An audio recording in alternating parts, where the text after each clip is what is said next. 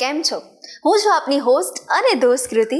સ્વાગત છે આપનું મંતવ્ય ન્યૂઝની એક વિશેષ રજૂઆત વાનગી શોમાં. Title sponsor by Arji Bandhani Hing, essence of authentic taste since 1894, co-presented by Varmora homeware and mother's recipe પ્રેમનો સ્વાદ.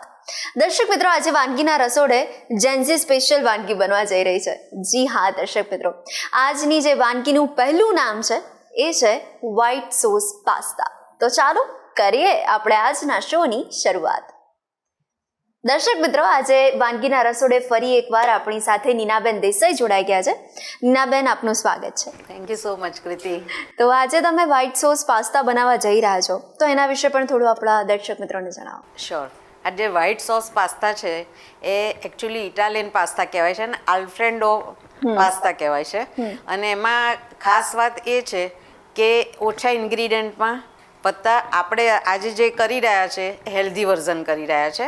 એમાં ઓલવેઝ મેંદાનો લોટ વપરાતો હોય છે. આપણે એમાં આજે જવનો લોટ વ્હાઇટ સોસમાં હવે યુઝ કરીએ છીએ અને એ હેલ્ધી છે અને સાથે સાથે પચવામાં પણ એકદમ હલકો છે. ફાઈબર ખૂબ આવેલું છે જવમાં, એટલે આજે આપણે ખૂબ સરસ રીતે આ ઇટાલિયન પાસ્તા બનાવી રહ્યા છે. તો નીનાબેન, અમુક લોકો છે ને વડીલો હોય ને પાસ્તાનું નામ સાંભળીને એવું કે ના, પાસ્તા તો અમારે નથી ખાવા, પણ જો આવું હેલ્ધી વર્ઝન મળતું હોય, સાત્વિક પાસ્તા મળતા હોય તો અચૂક પણ એ લોકો પણ ટ્રાય કરશે. શું કહેવું તમારું? Sure sure. અને બીજું એ છે કે જે પાસ્તામાં છે ને મેંદાના આવે છે, રવાના પાસ્તા આવે છે, એટલે આપણે રવાના પાસ્તા લીધેલા છે, એટલે એ પણ હેલ્ધી વર્ઝન છે.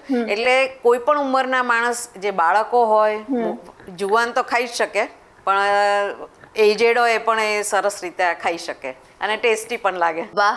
તો ચાલો કરીએ આપણે શરૂઆત. સૌપ્રથમ ઇન્ગ્રેડિયન્ટ્સ પણ જોઈ લઈએ. હા, ઇન્ગ્રીડિયન્ટ્સમાં સૌથી પહેલાં છે આ જવનો લોટ છે, આપણે લીધેલો છે, મરી પાવડર, મીઠું, બ્રોકોલી લીધેલી છે, પછી આ ફુદીના ને બેઝિલના પાન છે, પછી આ કેપ્સિકમ છે, ગ્રીન કેપ્સિકમ, ચીઝ છે, અને આ ઇટાલિયન સિઝનિંગ છે, આ છે લસણ, ક્રશ કરેલું લસણ છે, બટર છે, અને આ જે મેં બોઇલ કરેલા પાસ્તા લીધેલા છે એ બોઇલ કરતી વખતે એમાં તેલ અને મીઠું બંને નાખવાનું, જેથી એકબીજાને ચોંટે નહીં. ઓકે. અને પછી એને બહાર કાઢ્યા પછી પણ તમારે ઠંડા પાણીએ વોશ કરી છે, તેલ નાખી દેવાનું, એટલે એકદમ છૂટા રહે. ઓકે. અને આ લીધેલું છે મેં ફ્રેશ અમૂલ ક્રીમ લીધેલું છે, અને આ છે મિલ્ક છે, એનાથી આપણે સોસ બનાવીશું. ઓકે, કરીએ શરૂઆત. હા, શ્યોર. હવે સૌથી પહેલા આપણે બટર લઈશું પેનમાં.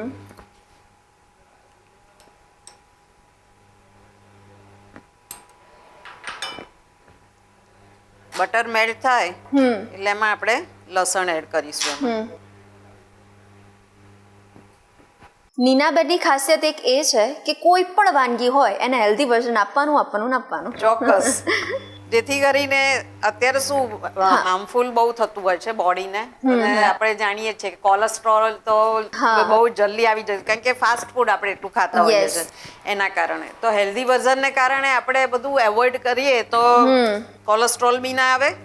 અને હવે બટર મેલ્ટ થાય એમાં થોડો લોટ નાખ્યો આપણે. ઓકે. જોડે જોડે લસણની પેસ્ટ પણ આપણે એડ કરીએ છીએ.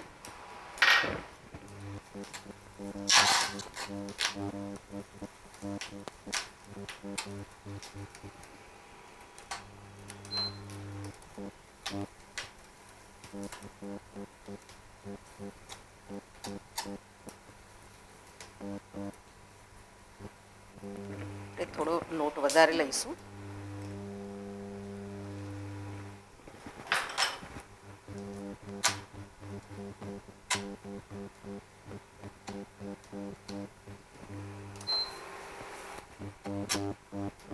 એમાં આપણે મિલ્ક એડ કરીશું. એનું કેટલું પ્રમાણ લઈએ છીએ આપણે? પ્રમાણ લોટ લગભગ છે ને 2 ચમચી જેટલો લીધો છે, અને દૂધ આપણે છે ને લગભગ એમ કહીએ ને કે 200 ગ્રામ જેટલું દૂધ લેવાનું છે. ઓકે.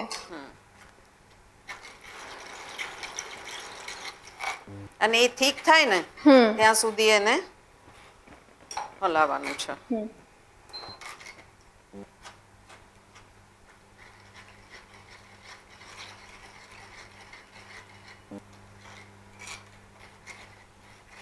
તો હવે પાસ્તાનું તો આપણે હેલ્ધી વર્ઝન આવું જોયું, પણ આ સાથે નૂડલ્સમાં પણ આપણે એવું કરી શકીએ?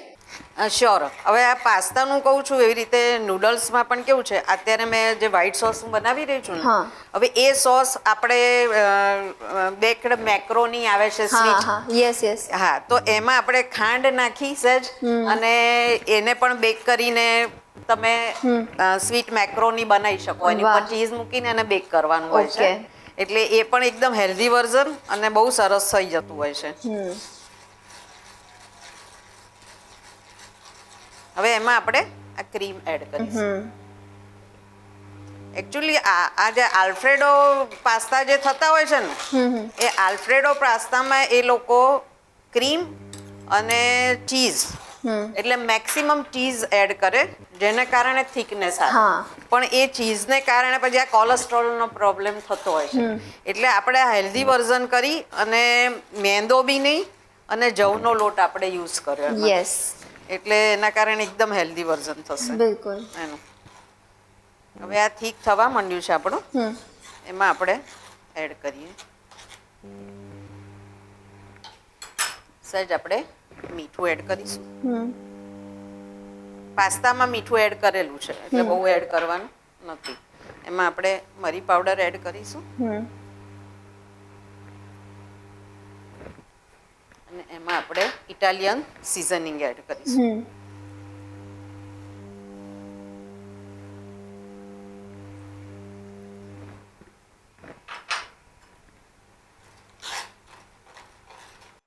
અત્યારે જ આટલી મસ્ત સુગંધ આવી રહી છે નીનાબેન, તો વાનગી બની જશે પછી તો કેટલી મસ્ત આવશે. એકદમ એકદમ ટેસ્ટી થશે Yes. વાનગી. હવે આપણો આ સોસ એકદમ રેડી છે, રાઈટ? હવે આપણે એને જે વેજીટેબલ્સ છે એના માટેને આપણે તૈયારી કરીશું. ઓકે. બીજા પેનમાં આપણે બટર લઈશું ફરીથી.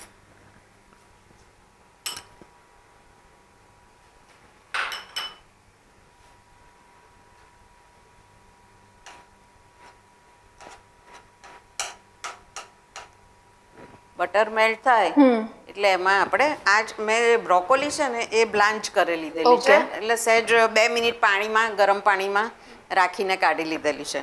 એટલે બ્રોકોલી એડ કરીશું એમાં. પછી આ કેપ્સિકમ મેં લીધેલા છે, એ કેપ્સિકમ એડ કરીશું. કેપ્સિકમમાં કેવું છે કે રેડ બેલ પેપર્સ બી તમે લઈ શકો, યલો બેલ પેપર્સ પણ તમે લઈ શકો, કેરેટ બી લઈ શકો તમે. Okay. તમારી મનગમતી જે હોય એ તમે લઈ શકો. મનગમતા વેજીટેબલ્સ તમે લઈ શકો છો આમાં. આમાં થોડા સોલ્ટ આપણે એડ કરીશું. બરાબર.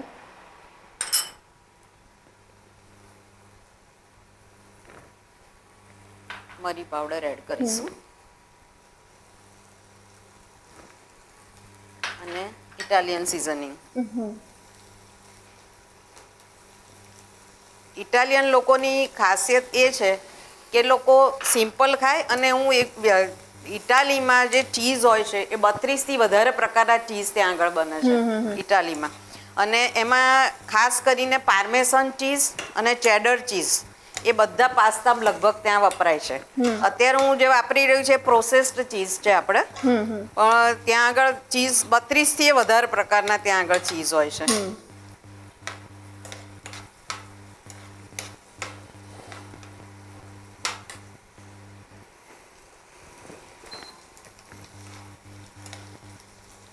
હવે એમાં આપણે આ બેઝિલ અને પુદીનાના પાન આપણે તોડીને નાખીશું. ત્યાં આગળ બેઝિલ પણ બહુ પ્રકારની મળતી હોય છે. આપણે ત્યાં તુલસી જે કહે છે એ ત્યાં બહુ પ્રકારની મળતી હોય છે, તુલસી પણ.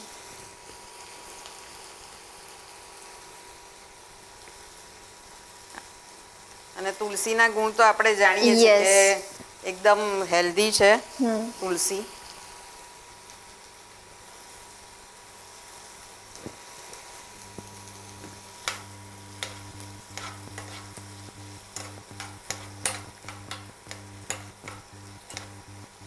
હવે આ વેજીટેબલ સોતે થઈ ગયા છે, એમાં આપણે હવે સોસ એડ કરશું.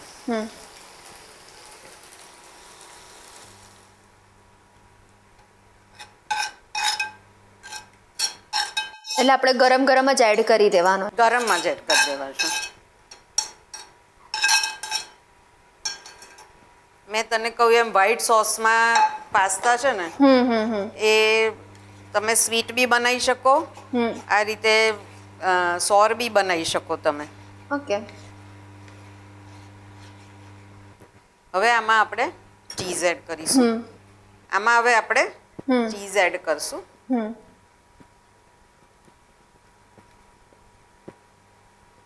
એટલે ચીઝી પાસ્તા સરસ લાગે. એને તમે ક્રમ્બલ કરીને પણ નાખી શકો, છીણીને નાખી શકો કે ક્રમ્બલ બી કરી શકો તમે.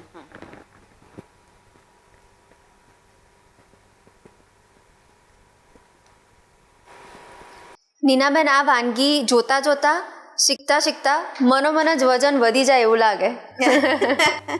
વજન નહીં વધે કારણ કે આપણે હેલ્ધી વર્ઝન લીધું છે, પણ ચીઝ થોડુંક નાખવું પડે. ચીઝને કારણે તમારો ટેસ્ટ છે ને ડબલ થઈ જતો હોય લગભગ. હવે આ જે ઇટાલિયન પાસ્તા છે એમાં આપણે પાસ્તા એડ કર્યા, ચીઝ એડ કર્યું અને પાસ્તા એડ કર્યા. આપણા વ્હાઈટ સોસ પાસ્તા એકદમ ખાવા માટે રેડી છે. યસ, એકદમ ટેસ્ટી, રાઈટ. હવે આપણે એને ગાર્નિશ કરીશું. ઓકે.